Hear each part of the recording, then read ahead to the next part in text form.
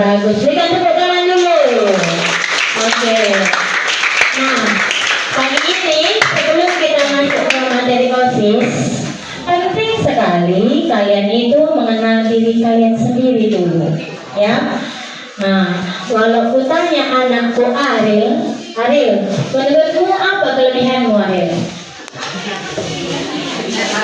Malu kan bilangnya kan, tapi tahu kan pasti ada kelebihan. Tapi kalau ku tanya, Princess apa kekurangan tuh Princess? Masa kekurangannya teman yang tahu kurang cantik ya, dan nanti bahaya ya kan? Nah, jadi kita hari ini pengenalan diri dulu, implementasi dulu jurus Deka Hebat ada 7.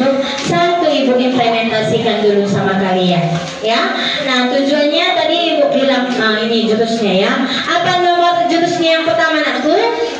Kenali potensi. Apa potensiku ya?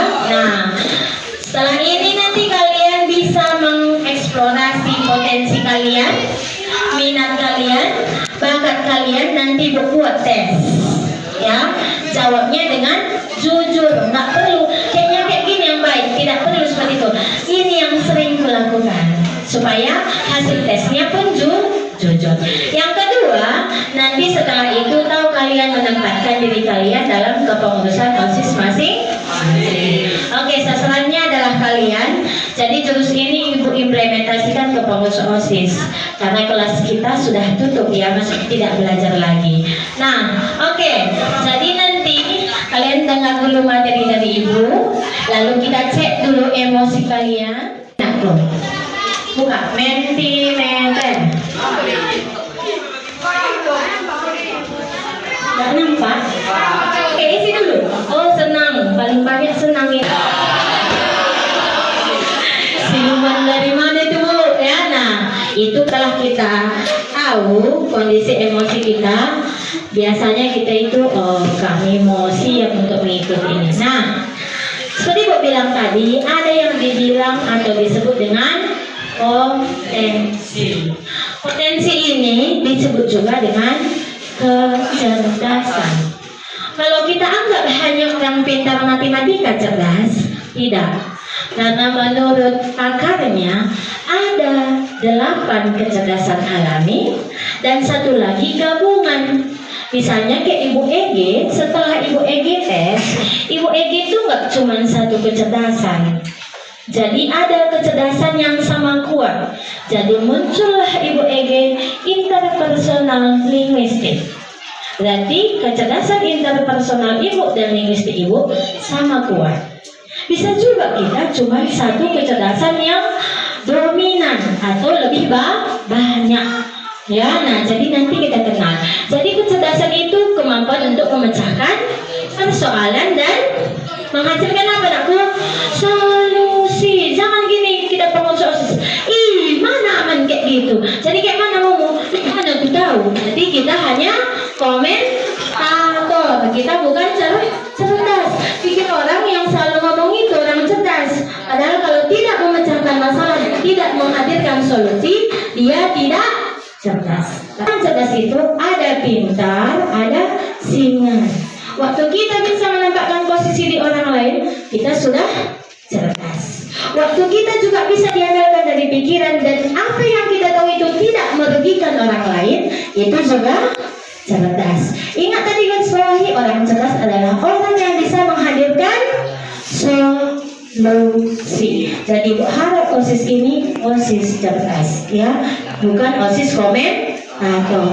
Atau kecerdasan majemuk atau multiple intelligence theory yang disampaikan oleh Howard Gardner. Jadi menurut Bapak ini ada 9 jenis kecerdasan, tapi ada yang gabungannya aku. Ada visual spasial, suka dia nulis-nulis. Kalau Ibu Ege biar ingat materi, Ibu tulis. Ada orang nggak perlu ditulisnya kan, tengok-tengoknya aja, tutupnya matanya, bukanya lupa ya. Nah, ada juga kayak personal dan kinestetik. Jadi daripada Ibu jelaskan panjang kali lebar, nanti keluar tes kalian di situ.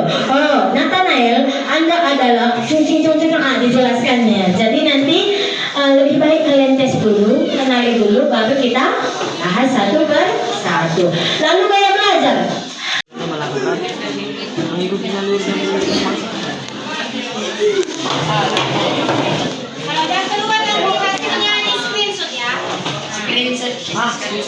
Ya, biar gampang. Ayo.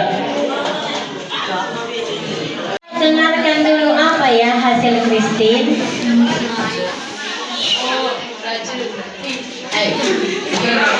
Dalam memahami serta memperkirakan perasaan, suasana hati, serta keinginan orang lain yang ada di sekitar sehingga dapat meresponnya dengan baik. Linguistik 89%, logika matematika 89%, fisika 60%, spasial 89%. Oke, kasih dukungan untuk Christine. Jadi Christine ini dia kuat di interpersonal, bisa memahami situasi perasaan orang lain. Ya, nah, tapi dia kuat juga di interpersonal dari tinggi kan aku 96. Dia pandai juga menempatkan diri. Dan dia paling rendah di musikal. Jadi jangan nanti dia suruh si Christine ini main gitar, ya nah. Atau mungkin dance bisa, tapi memainkan alat musik tidak bisa. Jelas? Ada lagi yang sudah keluar hasilnya? Oke, mari Cynthia. Masuk tipe logika, matematika, visual, dan spasial. Kemampuan dalam menghitung, mengukur, dan menyelesaikan permasalahan secara logika. Kemampuan untuk melihat suatu objek dari berbagai sudut. Yang lain baca hasil kecerdasan yang lain. Linguistik 78%, logika matematika 92%, musikal 78%, spasial 92%, sinestik 78%, intrapersonal 92%, interpersonal 85%, naturalistik 80%. Untuk Cynthia, jadi dia pas ya anakku. Dia memang juara Olimpiade matematika kita, dan setelah diuji kecerdasannya, dia pintar logika, matematika dan visual. Jadi ngeri ya, Bu. Sesuai outputnya dengan kecerdasan yang dibawanya. Ya, Bu. Nanti Bu bagikan slide ini, bisa kamu baca-baca lagi di rumah anakku. Nah, apa manfaatnya nih? Bisa nggak menentukan hobi? Bisa. Bisa tidak menentukan cita-cita? Bisa. Nanti dari situ keluar, oh yang logika matematika dia cocok jadi peneliti, analis data. Nanti ada ibu bagikan. Jadi kira-kira bermanfaat tidak tesnya? Bermanfaat. Terus si Cynthia tadi lemah di musikal, padahal dia ini suka juga tes main gitar kan? Gitu dia tuh. Kok kayak gini ya hasilku? Atau anakku yang suka menggambar ini, Feby Clara ya kan? Sesuai ke hasilnya kak? Visual nggak kalian? Visual. Berarti pas. Berarti dah tahu kan dari mana keahlian kalian selama ini kan?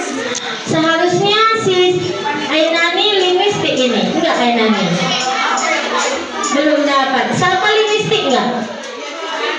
Belum ya. Nah, jadi nanti semua hasilnya di screenshot, kirim ke grup OSIS anakku, biar bisa ibu klasifikasi.